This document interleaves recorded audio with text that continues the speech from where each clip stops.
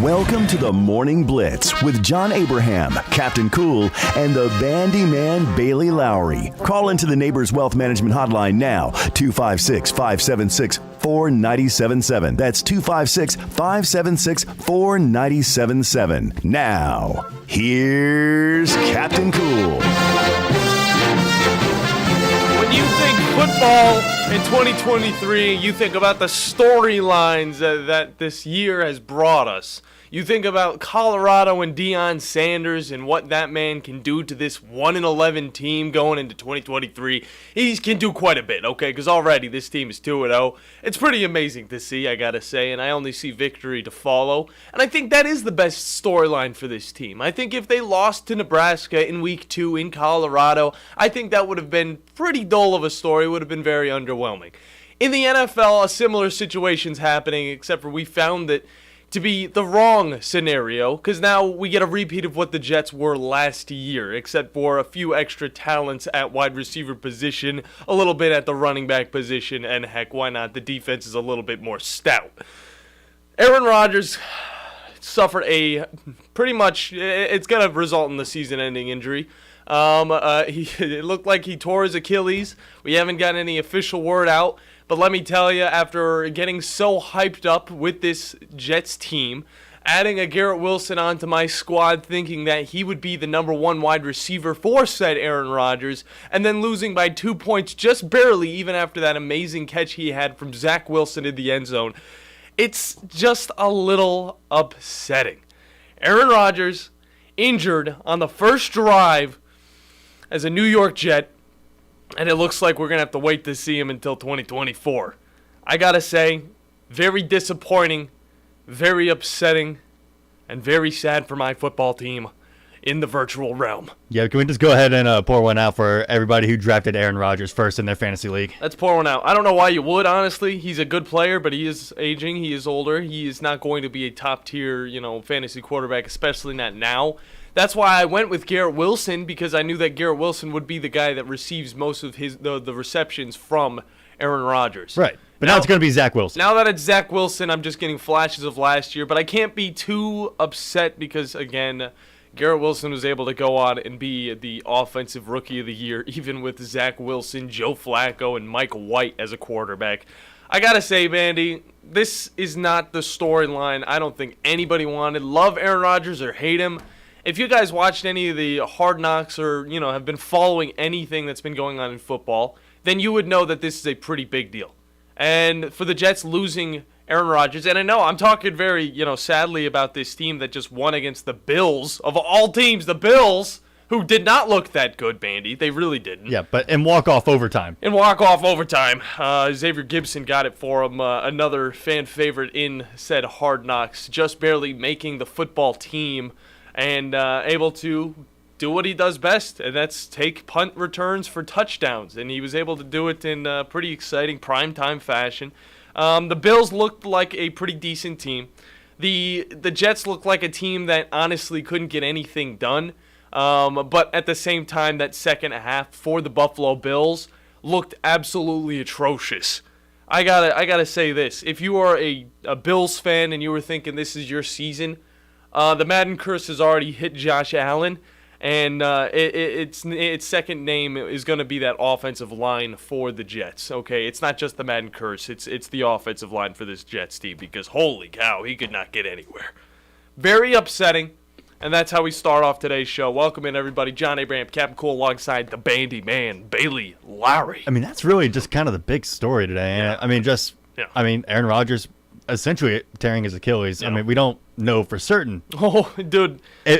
But just from how many times they decided to show it on Monday Night Football primetime, it's a pretty good idea he's not coming back for the rest of the year. It reminds me a lot of what happened to Dobbins for the Ravens. Same exact injury, just a little overstrenuated that Achilles heel, Achilles tendon, which leads to obviously a tear, which leads to not a fun time, which leads to a 39-year-old missing the entire rest of the season. And this comes after him saying, "I can play until 45, baby. I can play until 45. This ashwagandha is helping me out a lot." I don't even know what ashwagandha is, I'm going to be honest. But it's just, you look over and you see the Jets' future now. And, yeah, it's a good victory against, the Buffalo Bills. But looking forward, I mean, Zach Wilson, he was maybe sitting behind an Aaron Rodgers that was going to teach him pretty well. And, he learned a few things. Obviously, we see a little bit of the cadences that Zach Wilson has. But Zach Wilson was thinking, this year is my year to chill out and watch this guy play. I don't even got to touch the football if I don't want to. Okay? But then he's thrown into it. The goofy young quarterback, Zach Wilson, in his third season. And he's going to be the starting quarterback of the New York Jets. And so pretty much nothing has changed. The ceiling, the only thing... He's got more targets. He does have more targets, and they're all Aaron Rodgers targets. And now you look at the ceiling of what this Jets team could be, and I don't know. It's confusing because that first game against the Bills, obviously, it's going to show a little bit both ways. The Bills, obviously, they did not look the best. Their passing game was hit at times. Josh Allen got pressured way too many times for this team to look like a viable contender. But you look over at the future, who's the next team these guys are playing? They're not playing a forgiving team. They're playing the Dallas Cowboys, okay?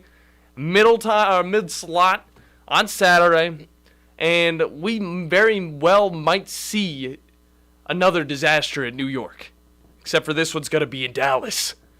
And I got to say, out of all the teams right now, the Bills aren't happy. These are the New York teams I'm talking about. The Giants are definitely not happy, okay? Lost 40-0 in their primetime matchup against the Cowboys.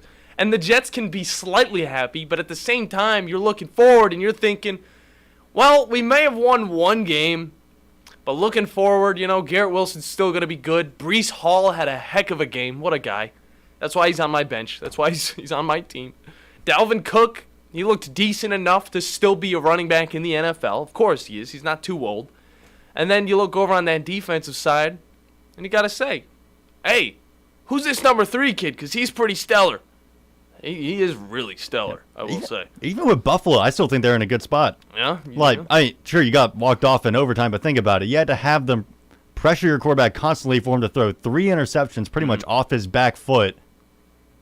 Play the worst game of his life, essentially, like the worst game of his career so far. Well, no, right? That's what it looked like. Yeah, and I don't even think it was all. And you still only lost in overtime by 6. It was off a punt return. It was off a punt return, and to look at how Josh Allen was affected in this game, you hope he doesn't carry this over. Football's all about forgetting, okay? But this guy's going to have nightmares of Jordan Whitehead. 3 interceptions from Jordan Whitehead last night. He was on it. I'll give him that. He was on it. Sauce Gardner, he was there. He was around the vicinity whenever Whitehead was there to catch those balls. But it was just an absolute defensive affair, I'd say, from both teams. And I got to say, it was a snooze fest for the most part. But going into that fourth quarter, everybody had to have their eyes on that TV. What a game. 256-5764 97.7 is the number to call in. We will get in some college football talk as well. Obviously, Florida and Tennessee are going to be going up against each other this upcoming Saturday, which is going to be absolutely wonderful to watch because we got to see if Tennessee's able to hold up against the big boys. Okay, we've seen what they can do against Virginia. Okay, not really a big challenge, but then they go up against Austin Peay. That's a huge challenge right there. It's a very close game, guys. Take it easy. And Austin Peay challenges them, and now we have more questions because I joked about it. Austin Peay is actually not even a viable team. It shouldn't be a team that you worry about. It's similar to the Chattanooga Mocs. Why I bring them up is because Alabama will be playing them at the end of the season. There's a different line. There's the Virginias, there's the MTSUs, and I'd say Virginia obviously is above MTSU because they're in the ACC, but they're not much better than the MTSUs. And then behind that, that's when you get into those Tennessee Techs, the Chattanooga Mocs. You get into, the Texas or the Alabama, the Florida and Alabama A&Ms. Those teams that really don't do too much to push the teams, okay? But Austin Peay obviously did, and now Tennessee going up against Florida. We get to see Graham Mertz coming back off of a really good game against, McNeese State? They played McNeese State, right? Obviously put up 49 points on them. They look a little bit more in tune. This is better. This is what this Florida team needed to start off a season, was to play against an opponent like, the teams that Tennessee has played or the teams that Oregon has been playing. That's the type of competition that this team needed to really start off hot, and they had to go up against the Utah team that honestly is very hot, even though, Baylor pushed them to the very end. We're going to have a great guest on. Ryan Sylvia is going to be hopping on with us. He's going to be talking Tennessee with us as well. Yeah, previewing their upcoming matchup against Florida this weekend. Exactly. Chris Jones got himself a new contract. Do we know how much he's getting from that? Because I know he's set to get $19 million, and a lot of people think, he's getting $19 million for 1 year. No, he's just set to get $19 million. He's probably going to get $19 million plus for this extra season, but that was a part of his former contract of, I believe, $80 million for 4 years. Let's see. Chris Jones will sign a 1-year deal worth up to $25 million. Okay. Base of $19.5 million remains the same, but he has a chance to make up the fines and more with his incentives package. Yeah, I forgot. All those fines that he's got. Yeah, he'll be a free agent after the season, but KC also has the tag. Yeah, I know. I'd bring that guy back. They have to have it. They have to have Chris Jones. I mean, you see him up in the stands. He's got the two phones, Malone's. He's chilling out up there. And you're down here losing to the Lions. Now, we're also talking contracts and losing to teams. Yeah. We also just got the details half an hour ago on what Joe Burrow's contract looks like. Oh, yeah? After, 26-3 loss to the Browns? Well, I mean, he got that contract while the game was going on Thursday night. So that kind of sneakily happened. Yeah, but tell us about it. It's a little more in perspective now. So 5-year. Okay. $275 million. Oh, that's a lot of money. $146.5 million. Fully guaranteed at signing, okay. And more than $100 million total earnings by March. $40 million roster bonus, $55 million option bonus. Wow. $4.5 million 2023 TC roster bonus. I'm not sure what that means. I don't know what TC stands for. Go on with it. I'm not going to tell you, Bandy. And another $1 million 2023 P5. Sheesh. Well, for the ones that are really into the money and the finance of it all, please call in 256-576-4977 and tell us what those last two things mean. I don't know what the TC stands for. Yeah, the TC or the 2023 Power 5 thing. Power 5. I didn't know this was college football, but, it's 2023 okay. Persona 5. Wow. $275 million, guys. This makes him the highest paid player in NFL history. On an annual basis, of course, of $55 million per year. Bandy, just imagine the money. Whew. And you go out and lose to the Browns, putting up a measly field goal. It was rainy, okay? The Browns were able to put up 24 on you. I think it might have been a 23. I'm not 100% sure. It was not a good game for them. Either way, we got to hop into a break. When we come back, we're going to maybe take a little look at what teams I think are viable for a Super Bowl run this season, Bandy. I also feel like we got a wrestling fan base. We got a wrestling fan base? Yeah, here on the 97.7 sports realm. Universe? I'd say the WZZN. The broadcasting network or universe? Yeah. No, I feel like we definitely do. When we started over on the afternoon blitz, I mean, we started really hot on this WWE and all that stuff. And we have a major shift coming to the WWE, okay. And it dropped today. We'll throw that in here. Throw that in here. That's what's happening when we come back here on the Morning Blitz on 97.7 ESPN, The Zone. Tom Abraham here from my friend Brian Hamaker and his team at North Alabama Mortgage. Look, buying a home is the biggest purchase you will make in your life, and it can be a bit intimidating, so you want people that can help walk you through the mortgage process and get you the best deal possible. That's what North Alabama Mortgage does, and they do it in Alabama, Tennessee, and Florida, from first-time purchases to refis, conventional, VA, FHA, and USDA loans. They have the solution at North Alabama Mortgage. Visit NorthAlabamaMortgage.com to learn more. That's NorthAlabamaMortgage.com. There's nothing like the freedom you feel when you're on the water in your own boat from Freedom Marine in Guntersville. New or used, Freedom Marine has just the boat to make your time on the water the best it can be. Pontoons, fishing, ski boats, you name it. And all season long, Freedom Marine is giving away 4 packs of Alabama football tickets. Just log on the Freedom Marine Facebook page and like, share, and comment to be eligible. New and used boats, outboard sales, financing, service, and parts. It's Freedom Marine. Highway 431 in Guntersville and online at freedommarincenter.com. This is Wes Neighbors sitting here with Philip Love of not only Eagle Insulation, now he represents Eagle Companies. Eagle through the years have added several companies to help individuals or builders through their construction renovation process. Eagle is known to represent quality, efficiency, and professionalism. Philip, I know you do insulation, but do you do masonry? We do. Do you do grading erosion control and dirt hauled off? We do. Do you do after paint, which includes shower doors, mirrors, shelving blinds, and bath hardware? Yes, we do, Wes. Do you do landscaping and irrigation? Yes, we do. So basically, Eagle can help you all along your process of building your house or doing renovations. So do you do plumbing? We do not, Wes, but we can find somebody to do it. Just give them time. They'll be there. Anyway, call Eagle Insulation at 256-755-1556. Eagle saves you time. Eagle saves you money. Call Eagle today. Thanks, Wes. Are you tired of chasing a roofing contractor to show up on time or even show up at all? I'm Sam Fleming with Fleming Roofing and Restoration. Our motto at Fleming Roofing is we show up. Our goal at Fleming Roofing is to provide the reliable customer service that you deserve, and we have the resources to meet all of your roofing needs: residential, commercial, industrial, replacement, or repairs. We are manufacturer certified for roof coatings, single-ply membranes, and asphalt shingles. Whenever you need a roofing professional you can count on, call Fleming Roofing and Restoration. We are committed to finding the solution that meets your needs. We don't have quotas or heavy-handed sales tactics. Fleming Roofing. We have expert experience. We show up. Free estimates. Residential, commercial, industrial, replacement, or repairs. Check us out at FlemingHSV.com. FlemingHSV.com. When you need a quick response, it's Fleming Roofing and Restoration. We show up.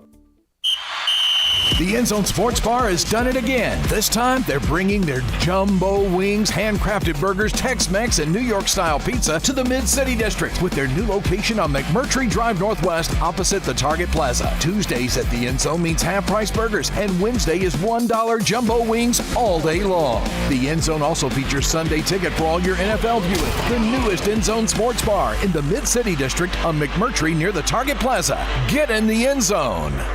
Have you ever turned your back on God? Have you ever absolutely known the right thing to do and just turned around and walked away in disobedience? I know that I have. Aren't we thankful for our great and merciful God who loves us and forgives us and remembers our sin no more? I'm so thankful that His mercies are fresh every day. I need that, and I suspect you do too. Hey, I'm John Dees, pastor of Cross Point Church, and if you're looking for a church home, come see us. We're smack dab across the street from the YMCA in Madison, and check us out at cpcfamily.org.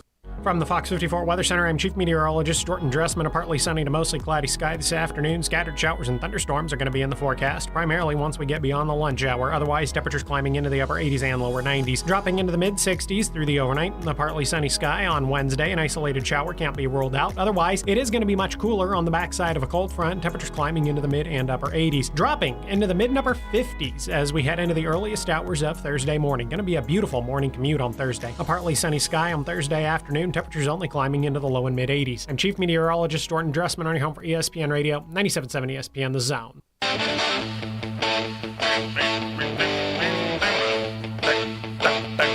Hello and welcome back in, everybody, to a tipsy Tuesday in no man's land. John Abraham, Captain Cool, here on the Morning Blitz on 97.7 ESPN The Zone.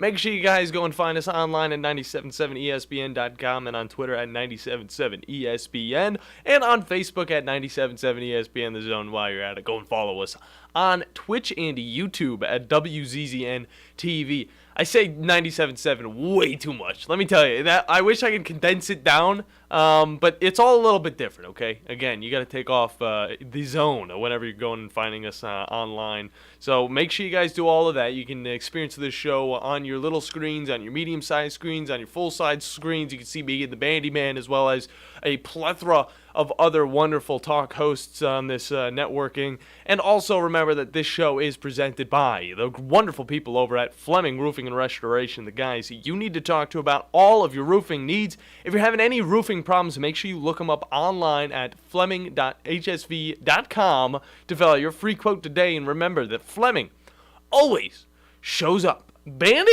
you told me something kind of crazy, kind of wacky, kind of wacky? Kind of tipsy going on in the wrestling world. And I know we do have quite a few wrestling fans out there, okay? We do. And this one might stir up a few of their feelings, and I want to kind of know their opinions on it. But, Bandy, tell them what's going on. Well, a new group has launched today called TKO. And Whoa. what's going to be going on? But WWE and the UFC have officially merged. What? Into this one group. Okay, wait. The UFC is real, though. I never WWE. I don't think is real. Is that the case? I mean, as far as I know, I don't know. No. Every time I've watched wrestling, I know that sometimes they sell the hits. Yeah. You can't fake gravity. Though. There's some like that there's are, flips off the top rope. Yeah. You can't fake it. You're right. There are some that are kind of wonky. I feel like my ribs would definitely be broken if I was in the ring. But I will say, I think the difference goes. It's not that like the hits. Some of the hits obviously look a little bit faker than others. But I mean, I think that they predetermine. Do they predetermine like the fights and stuff like that? I don't know, actually. Because I feel like that would be like a pretty big thing to kind of push me away from it. If you want to call in and give some context, 256-576-4977. I actually don't know if they script the fights for WWE. UFC, certainly not. Certainly not. As far as we know. As far as we know.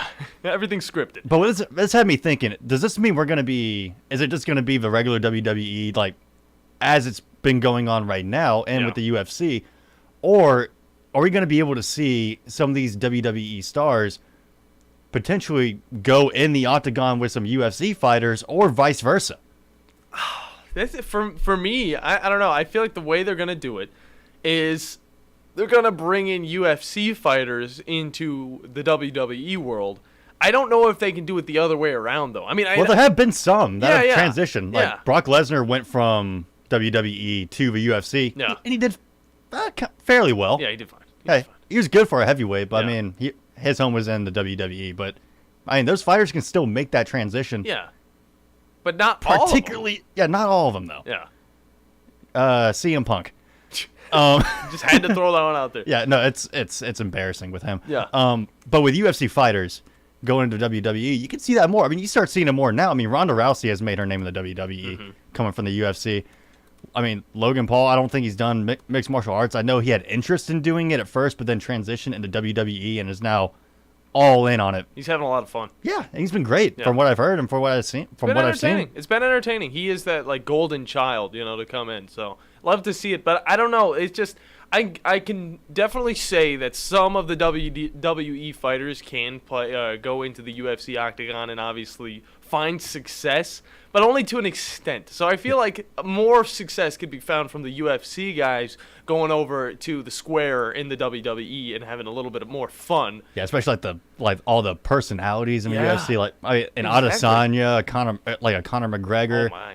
A Sugar Sean O'Malley. Yeah. They would probably rock it in the WWE. Yeah. It would just be the size. Yeah.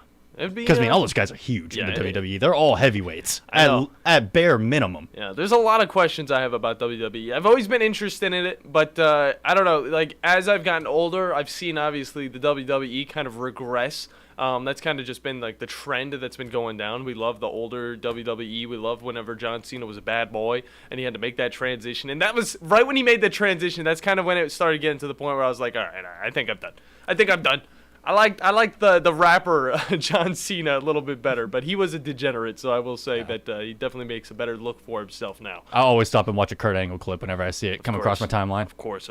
Well, we got some NFL news to throw at you guys. For fantasy football, this helps out a lot. Or for if you guys love your teams and you want to see all your players be all healthy. We got some big names to throw in here that you might want to watch for because they might be questionable going into week 2. They might be completely out. And it starts off with Austin Eckler. He's dealing with an ankle injury he suffered from Sunday's game against Miami. Everybody put everything out there. His status for practice this week is unclear as of now. I would keep a big eye on him because obviously he's going to get you a majority of your points. I'm thinking in week 2 he's going to regress a little bit if he does come back. If he doesn't, just kind of hold off, throw in your second strings.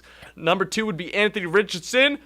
Yep, he left in the final minute of that game. A little bit scary, but nothing really crazy happening with him. It was an apparent lower body injury where obviously Gardner Minshew had to come over and take the center. But it looks like Richardson's going to be fine. It looks like they just wanted to take some precautions, and they brought him out. And now I think that he will be back for week 2, so definitely keep an eye on him. I don't know who has him on their fantasy team, but there are probably a select few that have him on the bench. J.K. Dobbins. Obviously, the Achilles tear, he is going to be out the rest of the season. He was doing very, very well in that matchup, and I will say that it is sad to see because he did have a touchdown, and then only like a few drives later, he did receive that Achilles tear, And you saw some flashes. I just feel like it's not really the Ravens' way to go to have a running back outside of Lamar Jackson, of course. Okay, moving on. Tyler Lockett, he's being evaluated for possible concussion. If he's out, and you guys might have Njigba, possibly keep an eye on him, because I think Jackson Smith Njigba will be that guy that will be getting the majority of the catches, on top of, obviously, DK Metcalf. That team is just loaded with wide receiver talent right there. Aaron Jones, this one's scary for me, but it's okay because I got A.J. Dillon. And you know what happens when you got both of these running backs? You find success either way, okay? I've said it for 3 years straight now. If you have both the running backs, you can put one in and he'll do great. You can put two in and you can do wonderful. But don't just get A.J. Dillon. You can't just get A.J. Dillon. I'm looking at you, John. I'm looking at you. I'm looking at you through this mic. You can't do that. You got to get Aaron Jones. He is the starting running back of that team. A.J. Dillon does find that end zone, though. Yeah, it's like, look, I'm happy I have Breece Hall, too. Yeah. He's going to be getting the majority of the carries. Yeah. Dalvin Cook. Exactly. But Aaron Jones, he does leave that game with a hamstring injury. He looks like he's going to be okay going into week 2, but they're probably going to take some precautions, probably going to play a little bit more A.J. Dillon. I'm thinking I might start A.J. Dillon over Aaron Jones this week, but it depends on how he is going to be throughout this week of practice. Deontay Johnson also had a hamstring injury and was quickly ruled out of the game against the 49ers. He was the top receiver in that game until he got out of that one. But it didn't really matter because the Steelers absolutely slept against the 49ers, and I think the Browns are going to have a fun time against Kenny Pickett and Mike Tomlin. Moving down the line, Mike Williams, feel like he's always injured with something. He is an apparent head injury, and he received that midway through the game against the Dolphins. Like I said, this whole Chargers team was throwing themselves out there. So, for what said John, I'm looking at you as well. You have Mike Williams. Don't start him. Even when he is healthy, he makes some miraculous grabs, but outside of that, he's not a receiver you get the ball to every single play. Jacoby Myers is going to be out. He was out, and he was the favorite target for Jimmy Garoppolo, but he's going to get put out for this next game. Keep an eye on for him, okay, because it is another concussion type of thing. He's going to be in concussion protocol, and if he does have a concussion, he'll probably be out 2 to 3 weeks, so definitely keep an eye on that guy. And then, not in fantasy football, but this one upsets me, okay, because it's Cleveland Browns related. I want to talk about it. Jack Conklin, dude. I got to say, these are the injuries that almost made me stop playing football. It looked like everything tore in his leg. It just went the wrong way. And seeing the replay with Summer next to me, the old lady, I had to cover up. I was just like, you're not watching this. It was one of those ones, baby. Yeah, it was bad. So they're going to be out an offensive tackle for the Cleveland Browns, and he's a good one too. We got to hop into a break. When we come back, we're going back to college football, baby. And we're talking Tennessee Vols football with Ryan Sylvia from VolReport.com. So don't go anywhere, because a lot more fun's to come here on the Morning Blitz on 97.7 ESPN The Zone.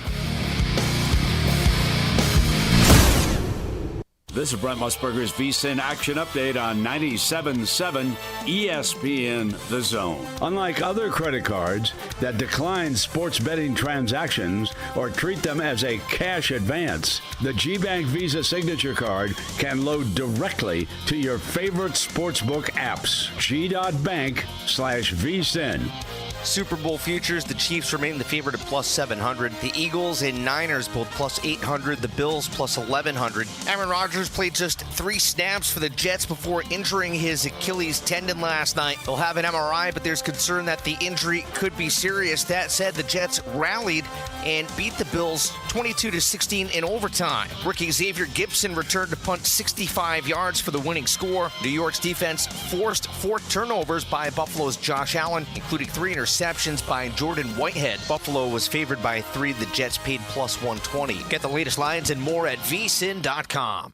The state's largest orthopedic group is growing to meet the needs of the patients in our community. The Orthopedic Center has long been the most trusted name in orthopedics in North Alabama. So as our area continues on the fast track, so does the need for premier orthopedic care anywhere and anytime you need it. TOC is proud to announce the opening of our new locations in Albertville and Hampton Cove, along with the grand opening of our newest office in Decatur. These clinics will offer the same high-quality orthopedic care you have come to associate with TOC, with the convenience of being closer to home. As a patient, your time is your most precious asset, and we recognize that at TOC. That's why we are also proud to announce the opening of our urgent ortho clinics to handle those bumps and bruises that need prompt attention. These clinics are available to care for acute orthopedic injuries with no appointment necessary. With 38 physicians, 20 centers of excellence, and now more than a dozen locations to serve you, TOC will continue to be the name you turn to for the best orthopedic care at the right time. Visit our website at visittoc.com for more information.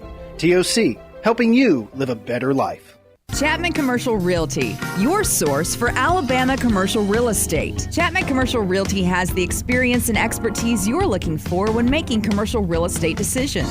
If it's office space, retail space, investment property, or project development, Chapman Commercial Realty is your answer. Call Bill Chapman today at 256-656-8413. That's 256-656-8413. Or find them online at chapmancommercialrealty.com. The new favorite place for delicious Mexican food is Coralejos Mexican Grill in Huntsville. Check out their reviews on Facebook and you'll see what people are raving about. Enjoy drink specials all day Monday through Thursday, like house margaritas for $3.99 and 12-ounce drafts for $2. Even vegan-friendly entrees on Monday starting at 5. Coralejos Mexican Grill, 1658 Old Monrovia Road in Huntsville. Follow them on Facebook and Instagram to stay updated on their specials. Hey there, Bob Baumhauer here. Score big deals at Baumhauer's this football season and order from our Inflation Bites menu. Try our Buffalo Wing Special with fries and a complimentary beverage for only $9.99. And what's football without a cold beer? Our pitchers of Yingling and Yingling Flight are only $7.99, served all day, 7 days a week. And huddle up, football fans. Sign up today for our free NFL Pick'em contest at Baumhauers.com for weekly prizes. Baumhauers, legendary fun and legendary food. The Huntsville Sports Commission is responsible for bringing high-level sports entertainment to the Rocket City. In 2023, enjoy events like the CCSA Beach Volleyball Championships, Hometown Lenders Championship, UCI Paracycling Road World Cup, and so much more. To learn more about upcoming events and the Huntsville Sports Commission, visit huntsvillesports.com. The Huntsville Sports Commission. We do sports. From the Fox 54 Weather Center, I'm Chief Meteorologist Jordan Dressman. A partly sunny to mostly cloudy sky this afternoon. Scattered showers and thunderstorms are going to be in the forecast, primarily once we get beyond the lunch hour. Otherwise, temperatures climbing into the upper 80s and lower 90s. Dropping into the mid-60s through the overnight. The partly sunny sky on Wednesday. An isolated shower can't be ruled out. Otherwise, it is going to be much cooler on the backside of a cold front. Temperatures climbing into the mid and upper 80s. Dropping into the mid and upper 50s as we head into the earliest hours of Thursday morning. Going to be a beautiful morning commute on Thursday. A partly sunny sky on Thursday afternoon. Temperatures only climbing into the low and mid 80s. I'm Chief Meteorologist Jordan Dressman on your home for ESPN Radio, 97.7 ESPN The Zone. Hello and welcome back in, everybody. John Abraham, Captain Cool, alongside the Bandiman, Bailey Lowery. Hey. And we got some good conversation to have here in a second with Ryan Sylvia from VoltReport.com. We have talked a lot about some NFL. Okay, we talked, obviously, gave you some updates on the injury reports going through. A lot of those guys, J.K. Dobbins, keep an eye on, obviously. He's going to be out for the rest of the season. Aaron Rodgers only played a plethora, only a few snaps last night. Sad to see that happen. And obviously, he is out as well with an Achilles injury. And on top of that, a few concussions throughout the first week of the NFL. But now time to turn our eyes towards the college football scene because a little bit more interesting stuff's going down, I will say. The Tennessee Vols are going to be going up against the Florida Gators, and we need to know all what we need to know, and that's why we have one Mr. Ryan Sylvia on the Neighbors Wealth Management Hotline. Ryan, how are you doing today, buddy? I'm doing good, guys. Thanks for having me on. It's always great to have you on. First things first, let's kind of talk about this matchup that Tennessee had against Austin Peay Governors. Obviously starting off a little bit slower than people would like, But talk about kind of what you've seen that Tennessee needs to fix going up against, obviously, Florida this upcoming week, as well as what you kind of knew was going to happen in this matchup. Yeah, I mean, it was ugly. We're going to be honest about it. It wasn't pretty, but a win's a win at the end of the day. 30-13, not exactly what you'd expect out of Tennessee's offense. The biggest issue on the offensive end was just the lack of making plays. That's kind of what Heupel said yesterday when we talked to him. The question was specifically about converting on third down because it hasn't been great in that aspect in the first two games. But he said, we have to make the throw, we have to make the catch, we have to block, we just have to go out there and make the plays. It's not one specific issue that is kind of ailing the team right now. It's just the lack of guys stepping up and making plays. And you saw that throughout the Austin Peay game, whether it was Milton off the mark a little bit or whether it was a receiver just dropping a pass that they absolutely have to catch. It just wasn't there, but I expect that to be cleaned up to a certain extent heading into this big week on Saturday. But a positive from the game is still that defense. Obviously, the offense for Tennessee being the biggest strength and something that you look for every time they take the field. But through two games against pretty weak offenses, to be fair, but through two games still, the defense has looked stellar. And if Tennessee can get their offense rolling and keep their defense at even just an above-average SEC level, then they're going to be a really hard team to beat. And we saw that again against Austin Peay. It all starts on that defensive line. They're getting great pressure on the quarterback. So that's another thing to look out for this weekend as well, is can the offensive line kind of force Graham Mertz into some tricky situations. Yeah, and kind of looking over at that Austin Peay team, obviously Coach Walden, he had to throw out some crazy stuff on that offense. Very, very confusing at times. They switch formations all the time when they come to the line. So it was a little tricky to understand, but for Tennessee, obviously they were able to hold them to 13 points. And the third down efficiency, you're right. I mean, 3 for 12 on the day against an Austin Peay team who you'd think, it would just be one of those games where you put up, 60 to 70 points possibly, if that's what the coach wants. But now moving forward, playing up against Graham Mertz of these Florida Gators, obviously they had a good little matchup against McNeese State last week that kind of helps them out. Because I feel like this Gators team kind of got thrown into the fray a little too quickly. How do you feel now going up against the Florida Gators after they get their second game against an opponent where they can finally kind of, feel out how the season's going to go? Yeah, I think that McNeese State game came at a great time for Florida after the Utah loss. Yeah. To just kind of build up some confidence, get the ball rolling for them. I still think that that's a team under Billy Napier that isn't where it needs to be, and I don't have a lot of faith in them to win a whole lot of football games this year. So even though Tennessee struggled out the gates in some aspects, I would still take Tennessee this weekend by probably 2 scores. To me, I think it says a little bit more about where Florida's at than where Tennessee's at. I haven't been fully impressed on either side of the ball with Florida. Obviously, they want to get the ball into Montrell and Etienne's hands and get the ground game going, but that kind of plays into Tennessee's strength of a defense where they've been elite in stopping the run.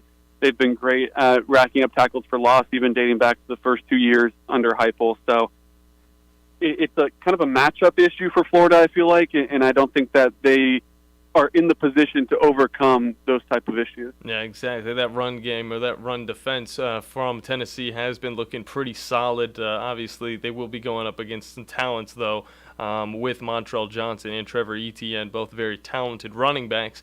But again, that defensive line, very stout as well. And kind of looking over at the wide receivers in this matchup, there have been some concerns about some drops by these wide receivers for Tennessee. I mean, how do you really fix that? Is it something that'll come in time, or is it something that you might need to just try out some of those second, third string wide receivers to get in?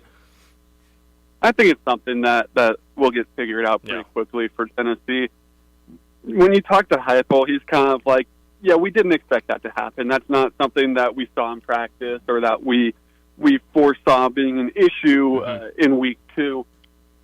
And when you talk about guys like Ramel Keaton or guys like Brew McCoy or even a Squirrel White, and you ask the coaches or other players, they all talk about how often they're on the jugs machines catching balls, catching deep balls, and working on their hands. So I'm not exactly sure what the issue was last Saturday, but it was definitely prevalent. It even kind of affected the tight ends as well, and we saw that big drop from Ramel Keaton on a deep ball against Virginia.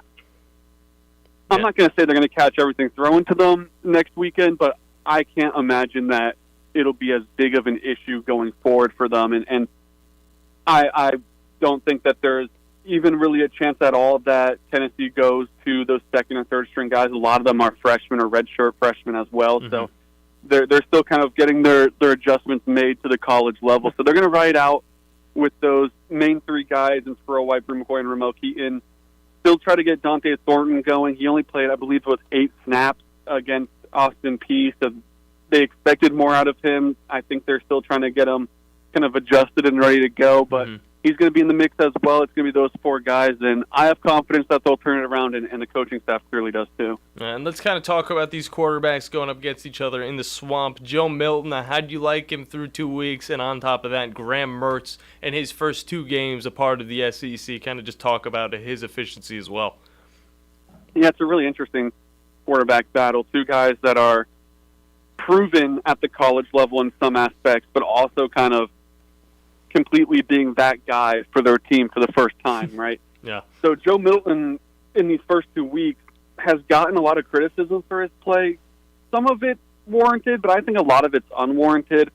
I mean, we just talked about all the drops. If his receivers can make some of those plays that they need to be making, then his stat line looks a lot better. If you add in the Ramel Keaton play in the Virginia game on a perfectly thrown deep ball that just hit him right in the hands with no one in between him and the end zone, then there's an added touchdown at about 70 yards to your stat line, and it looks a lot better. There are issues, though. He has been inaccurate at times. He needs to kind of tighten up a little bit with the Florida defense going to be the best he's played at this point. So there's some aspects that, sure, he needs to clean up. But for the most part, I wouldn't blame any of the sluggish offensive starts that Tennessee's had completely on him by any means. I think he's showing that he has improved accuracy. Obviously, he's got that ginormous arm, and he can run very well. So I think that he'll have a solid game in the swamp. I don't think that he's going to look like a top 3 quarterback this weekend by any means, but I think that he'll be effective and good enough to push Tennessee to a win. On the other end, Graham Mertz it's interesting to see him start at Florida. He's kind of similar where there's definitely a lot of areas you could clean up, but I don't think you can blame the entire offensive kind of woes on him. Yeah. He's been average in my eyes, I guess is the word to say. Not taking over games, not killing defenses, but just an all-right quarterback. So he for Florida to win, he's definitely going to have to take a big step and kind of carry some of the weight that the other position groups aren't carrying right now. And looking at the running back room for the Tennessee Vols, Jalen Wright and Jabari Small. Jalen Wright has gotten a majority of the yards, but I feel like Jabari Small has gotten a majority of the carries. Kind of just talk about how they'll play a factor in this game as well against the Florida Gators. Yeah, Tennessee really likes their starting 3 running backs that they have. Jalen Wright this week was named officially the starter. Before it was like a Jalen Wright or Jabari Small. Doesn't mean much. They're both going to play pretty much an equal amount of time, but they did name Jalen Wright the starter, which I thought was interesting. Right now he is 3rd in the country with 9-point-something yards per carry, which is absolutely ridiculous.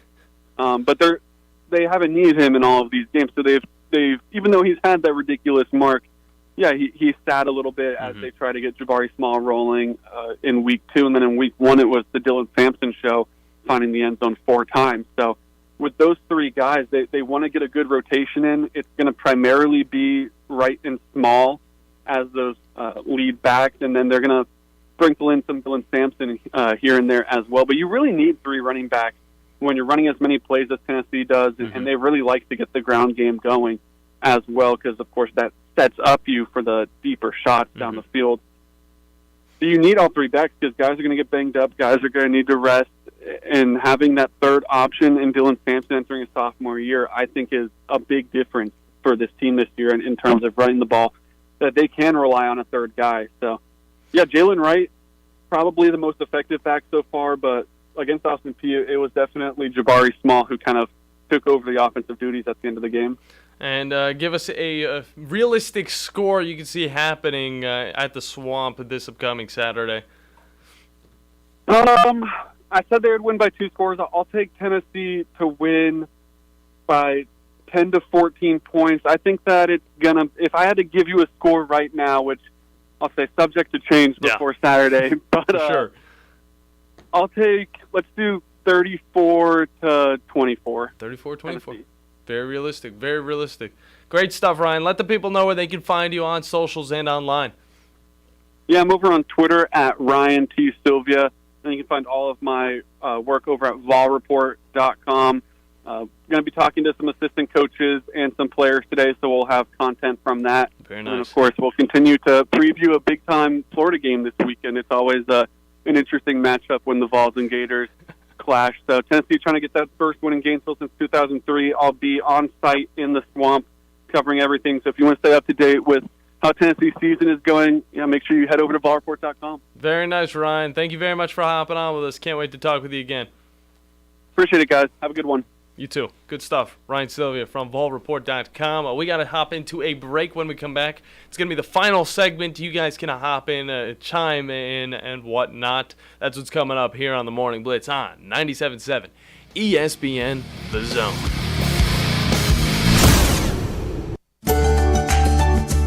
Don't let your back or neck pain get in the way. Get back to doing the things you love with the spine and neuro team from Huntsville Hospital. As the most experienced in the area, we have been improving lives in North Alabama for more than 50 years. Whether your favorite fishing hole is on Wilson Lake in the Shoals, Flint Creek, or Lake Gunnersville, Spine and Neuro is nearby to get you back to your best. Visit us online at spineandneuro.com to learn more. Do you have discomfort in your legs? Varicose veins can affect not only how your legs look, but how they feel. Symptoms of varicose veins include pain, swelling, aching, heaviness, and fatigue. Dr. Tracy Lowery of Best Vein Care of Huntsville can diagnose and treat your varicose veins with the latest minimally invasive techniques. Diagnosis and treatment is covered by most insurances. Call 256-715-7151 to schedule your free screening. Go to bestveincarehuntsville.com. The kitchen is the heart of any home. It's where the family gathers. It's where kids discover old recipes and make them their own. Just starting out or just now getting started on the dream kitchen you've always wanted?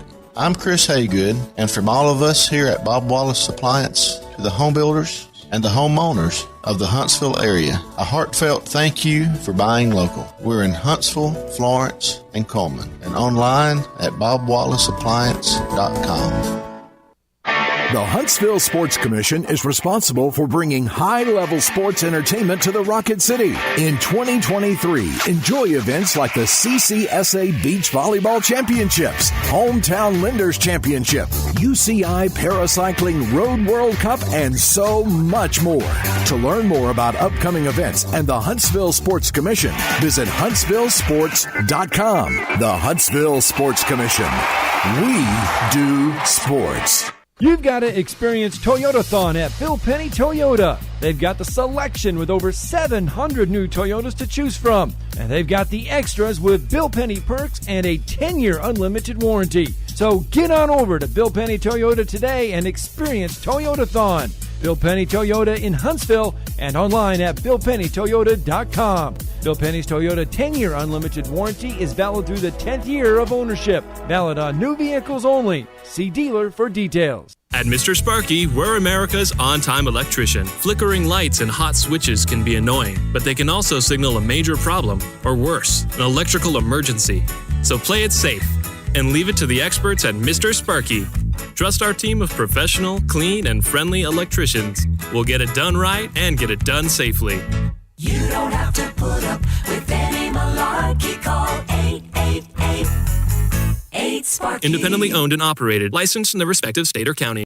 From the Fox 54 Weather Center, I'm Chief Meteorologist Jordan Dressman. A partly sunny to mostly cloudy sky this afternoon. Scattered showers and thunderstorms are going to be in the forecast, primarily once we get beyond the lunch hour. Otherwise, temperatures climbing into the upper 80s and lower 90s, dropping into the mid-60s through the overnight. The partly sunny sky on Wednesday. An isolated shower can't be ruled out. Otherwise, it is going to be much cooler on the backside of a cold front. Temperatures climbing into the mid and upper 80s, dropping into the mid and upper 50s as we head into the earliest hours of Thursday morning. Going to be a beautiful morning commute on Thursday. A partly sunny sky on Thursday afternoon. Temperatures only climbing into the low and mid 80s. I'm Chief Meteorologist Jordan Dressman on your home for ESPN Radio, 97.7 ESPN The Zone. Hello and welcome back in, everybody. John Abraham Cam Cole alongside the Bandiman Bailey Lowery here on the final segment of today's show on a Tipsy Tuesday. We just had a great conversation with Ryan Sylvia from VolReport.com. In the Tennessee-Florida game, it's going to be a good one. I got to say, I think Florida has gotten enough reps now to where Graham Mertz is able to possibly look like I'm just going to say a top 10 SEC. No, I can't even say that. I don't even know if I can say he's a top 10 SEC quarterback right now. I just think coming from Wisconsin, going into your senior year, you join the SEC. What do you think's going to happen? You join a Florida team, it's like, what do you think's going to happen? This guy's just going to be the savior? He's not very mobile. He's a guy he's got a lot of football smarts, okay? He's got a lot of smarts when it comes to this sport. Studies a lot of film. He reads the defenses well, but putting it all together whenever it actually counts against SEC opponents is going to be the biggest question, okay? Because he already had a tough time against Pac-12 pressure, which came obviously from Utah in Week 1. Yeah. Which, by the way, Pac-12, we're going to be talking about that tomorrow. I got to talk about this whole thing that's going down. It is getting crazy, okay? But the Pac-12, it's one of those conferences now that you see kind of just making a push, a last little push. They're trying as hard as they can. They're looking really good. Like all of these teams, USC, you go down and you even see Washington State. They get an upset over the weekend. You go down and you see Utah. They obviously beat a Big 12 opponent, that obviously didn't do too well against Texas State. But still, you're seeing some good play out of these Pac-12 teams, and now you're just kind of looking and you're like, well, it was fun to talk about all this realignment, but now we look at the Pac-12 and there's 2 teams remaining, and they're putting themselves in a situation where they can dictate the future of this Pac-12 because they signed a restraining order pretty much against the other presidents that they could not do a meeting to dictate the future of the Pac-12 because they're not a part of the Pac-12 anymore. Okay, wait. So they put a restraining order against the other against the former Pac-12 schools. Against the meeting that was going to be held this Wednesday. They said, "No, you guys don't have any say in the future of the Pac-12. Us 2 coaches have the say." Yeah, y'all are gone. Washington State and Oregon State, they've got the say. So now we get to see what'll happen with them because the rest of the Pac-12 is technically all in a different conference at this point, scattered throughout the realms. And you look over and you see Washington State and Oregon State and what they're going to be doing moving forward, and it's really going to be, hey, look at this, guys. The Pac-12 still very viable. I know there's not too many subscribers to the networking, but moving forward, guys, we're going to be on Apple TV. It's like, come on, Mountain West. How about we just take all of your guys? Let's take all of your teams, and then we can make one big conference and be happy again. Yeah, we could be like how we used to be. That's not the case. Except for, they're going to take them and be like, we want it to be the same. But they're not, because Oregon State and Washington State will be the best teams. For once, they will be number 1 top dogs. Nothing about it is going to be the same. The Pac-12 is special because of the teams that were in the Pac-12. And now the Pac-12 wants to still be the Pac-12 while not having the same identity as the original Pac-12 was. I love the Pac-12, but I'm not going to love it if it's full of Mountain West teams. Because then I'm just watching the Mountain West with a different name. We'll talk more about that later. We'll talk about how those teams have been performing this year. We'll also talk about some more matchups as well as talk with one Mr. RJ White from Sportsline.com. A guy that knows everything and more about the NFL and what you guys need to put your money towards if you do plan on betting on your teams. For me and the Bandiman, that's all we got for today. Join us tomorrow, 22 hours, here on the Morning Blitz on 97.7 ESPN The Zone. Hi, this is Wes Neighbors. I'm here with Sam Fleming with Fleming Roofing and Restoration. Sam, tell the folks about Fleming Roofing and Restoration. Hey, Wes. Our company, Fleming Roofing and Restoration, specializes in commercial